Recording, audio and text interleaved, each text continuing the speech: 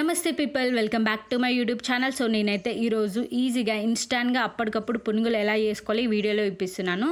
దానికోసం అయితే first 1 cup of పుల్లటి పెరుగు తీసుకోవాలి.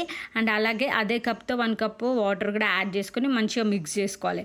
నెక్స్ట్ ఇందులో 1 కప్ ఆఫ్ మైదా పిండి యాడ్ చేసుకోవాలి.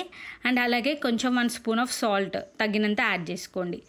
నెక్స్ట్ దీని ఒకసారి మిక్స్ చేసుకోవాలి. మిక్స్ చేసుకున్న తర్వాత ఇందులో 1 కప్ ఆఫ్ గోధుమ పిండి అండ్ అలాగే 1 కప్ ఆఫ్ సూజీ రవ్వ, సో సన్న రవ్వ అంటారు కదా, ఉప్మా రవ్వ, అది కూడా 1 కప్ యాడ్ చేసుకోవాలి. ఇవన్నీ 1 కప్ యాడ్ చేసుకున్న తర్వాత దీంట్లో వాటర్ తగినంత యాడ్ చేసుకుంటా కన్సిస్టెన్సీ మనకి కొంచెం పునుగులు వేయడానికి ఈజీగా రావాలన్నమాట. సో గట్టిగా కాకుండా లైట్గా లూజ్గా కూడా కాకుండా కొంచెం మీడియంలో వచ్చేంత వరకు మనం వాటర్ వేసుకుంటూ చూసుకుంటూ యాడ్ చేసుకోవాలి. దీని తర్వాత హాఫ్ అన్ అవర్ రెస్ట్ ఇవ్వాలి. తర్వాత 1 spoon of baking soda and అలాగే కట్ చేసుకున్న ఆనియన్, గ్రీన్ చిల్లీ, కరివేపాకు, కొత్తిమీర కూడా యాడ్ చేసుకొని వీటిని అన్నింటినీ మిక్స్ చేసుకోవాలి. నెక్స్ట్ ఆయిల్ని మీడియం ఫ్లేమ్లో పెట్టుకోవాలి.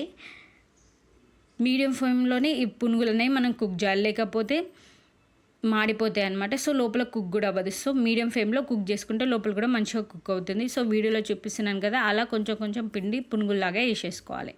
దీన్ని నెక్స్ట్ బ్రౌన్ కలర్ వచ్చేంత వరకు మనకు అలా లో ఫ్లేమ్లో కుక్ చేసుకోవాలి.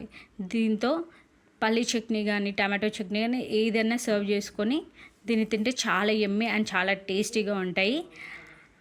డెఫినెట్గా మీకు కూడా నచ్చుతాయి, ఖచ్చితంగా ట్రై చేయండి. And thank you for watching. మీకు కనుక ఈ వీడియో నచ్చినట్టయితే please do like, share and subscribe to my channel.